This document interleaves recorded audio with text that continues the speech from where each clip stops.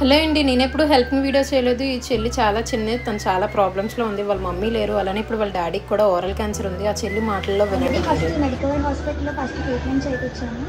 Already అన్ని టెస్టులు అయ్యాయి, కానీ డాక్టర్స్ అప్పుడే చెప్పేశారు లాస్ట్ స్టేజ్లో ఉంది, ఇంకా నేనేం చేయలేనమ్మా, ఇన్ కేసు చేయించినా కూడా 50-50 ఛాన్సెస్ అని చెప్పారు. అప్పటికి మనిషి చాలా వీక్ అయిపోయారు. ఒకవేళ ట్రీట్మెంట్ చేయించినా నేను కరెంటు కీమో అన్నీ పెట్టించాలి, ఆ మనిషి అది కూడా తగ్గుతుంది.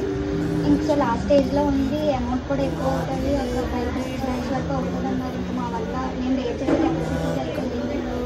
మా ఫ్యామిలీ బ్యాక్గ్రౌండ్ కూడా అంతంత మాకు ఎవరంత పెట్టింది స్టార్ట్ అయింది. మార్చ్లో కూడా ఇలాగే సేమ్ బ్రెయిన్కి హార్ట్కి స్ట్రోక్ వచ్చేస్తే కేజీహెచ్ భవానీ వార్డులో జాయిన్ చేసాం ఐసీయూలో. అప్పుడు కూడా డాక్టర్స్ ఏమీ మా వల్ల కాదు అని చెప్పేశారు.